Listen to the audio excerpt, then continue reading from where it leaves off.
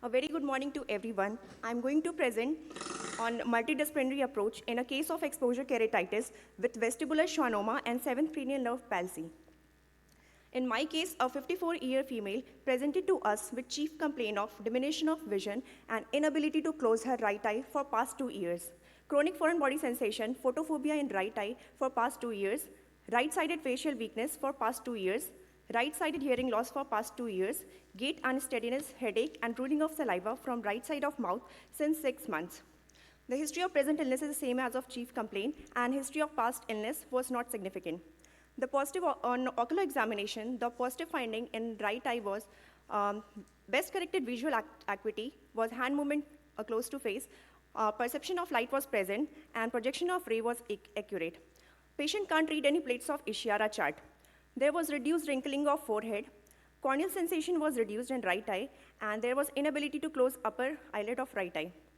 On slit lamp examination, mild conjunctival injection, especially in inferior palpable fissure, was noted, and on corneal examination, 4 into 3 mm inferior epithelial defect with central areas of around 20% stromal thinning with horizontal linear superior border was noted. Talking about the degree of legophthalmos, 6 mm of legophthalmos on gentle closure of lids and 5 mm legophthalmos on forceful closure was present. Tear breakup time was reduced to 6 seconds. Corneal epithelial defect was noted. Oval-shaped corneal ulcer with heaped up margin was there. Blink rate was infrequent and incomplete. Ocular motility was normal, but strength of orbicularis oculi muscle was decreased in right eye. There was 12 mm of wetting while doing a Schimmer's test.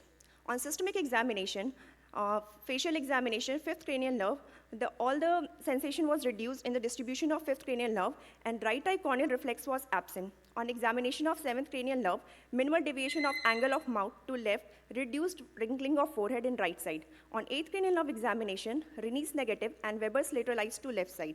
Routine investigations were within normal limit.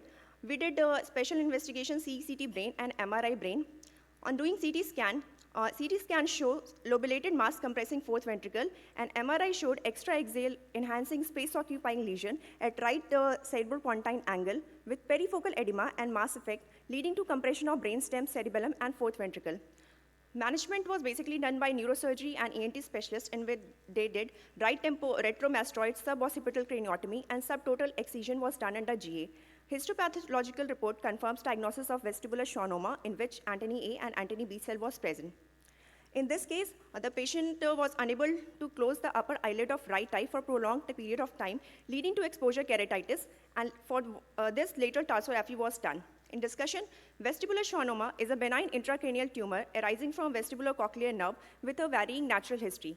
In our case, the schwannoma, due to its close proximity to 7th cranial nerve, 7th nerve root compression occurred, and the patient developed lower motor neuron type of facial nerve palsy preoperatively with legophthalmos, which further complicated by development of exposure keratitis over time. Though this patient was operated for the schwannoma, facial nerve palsy persisted, and beside medical management, lateral tarsography was performed to protect the cornea from exposure. Thank you.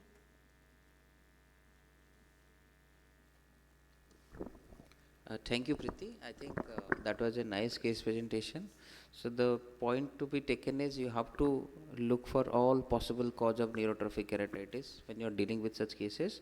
We already have discussed this the exposure keratitis, neurotrophic keratitis in one of the presentation. Any extra thing to add from the panelist?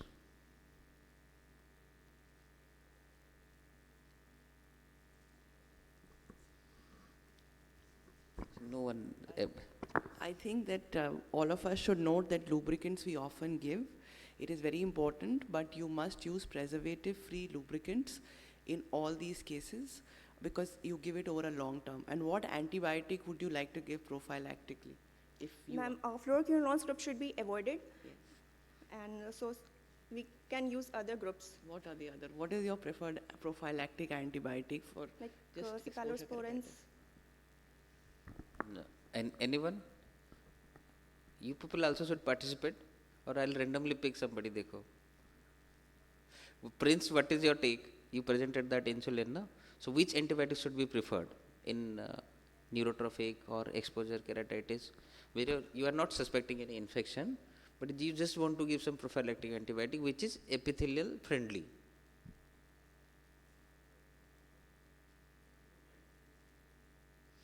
Any brand drop that is available in market?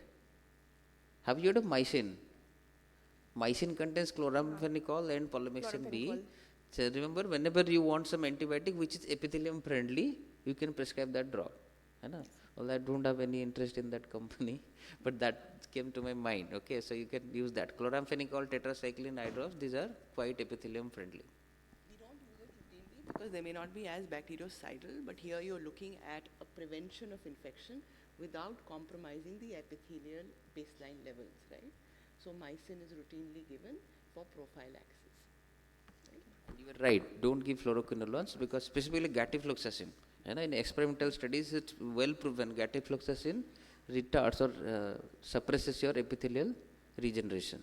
So it's better to avoid fluoroquinolone drops in exposure or neurotrophic keratitis. Thank you, Preeti. That was a nice presentation. Just one question from me, Praful. When would you like to open up the tarsography? Maybe from the panelists only we can know the opinion. Ma'am, when we will plan for PKP and all, then we can open this tarsography.